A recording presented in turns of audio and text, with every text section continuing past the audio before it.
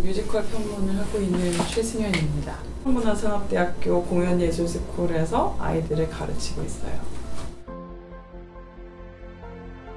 평론가는 제가 하는 공연 평론, 뮤지컬 평론에 뮤지컬을 보고 난 이후에 일단 몇 가지의 가이드 기능을 하는 사람인 것 같아요. 그래서 큰 틀에서 보면은 그런 종적으로 행적으로 작품을 포지션시키고, 그리고 조금 디테일하게 보면은 이 공연이 어떤 공연인지 대중들한테 알려주는 그런 작업을 하는 사람이라고 볼 수 있겠죠.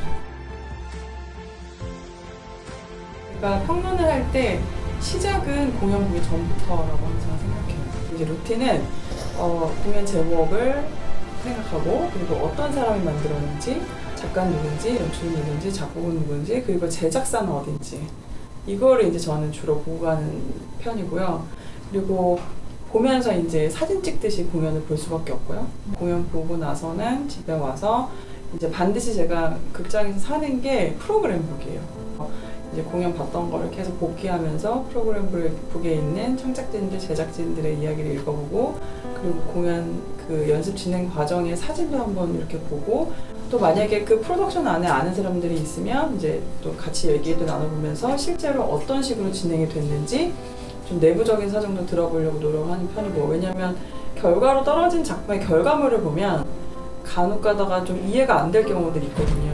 근데 그 내부 프로덕션 사정을 들어보면 또 어느 정도 이해되는 면들이 좀 있어요. 이제 글을 집필하기 직전 과정은 좀 되게 면밀하게 작품을 다시 재고하면서 이 작품의 드라마가 뭐였는지, 무대는 어떤 표현을 썼는지, 무엇을 의도했는지 이걸 좀 면밀하게 살펴본 이후에 집필을 시작을 하거든요. 처음에는 제목을 보통 딱 박아놓고 시작을 하는 경우들이 많은데, 글을 끝내다 보면은 좀 바뀌어있는 경우들이 많아요.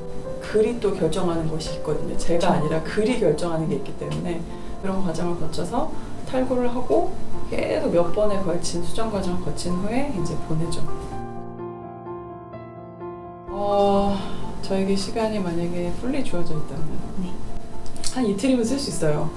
네, 근데 이제 쓰다 보면은 또 막 이런저런 일들이 막 쏟아지죠. 그러다 보면은 조금 시간이 딜레이 되는 경우도 있는데 한 이틀 정도가 주어진다면 다 끝낼 수 있는 것 같습니다.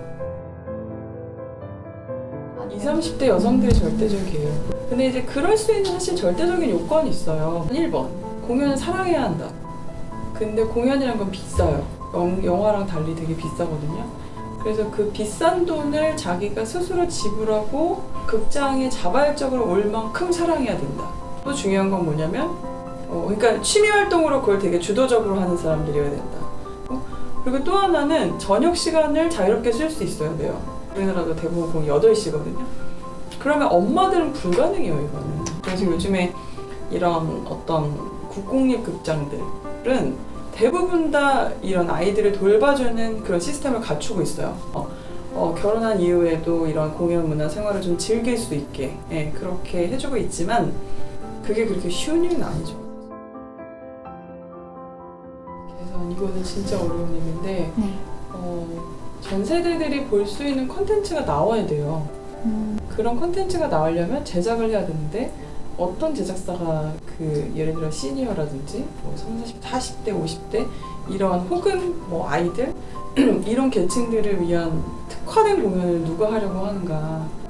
정말 그들만을 위한 제작을 할 수 있을 정도의 어떤 제작사라는 거는 정말 뜻이 있지 않고서야 어려운 일이 아닐까.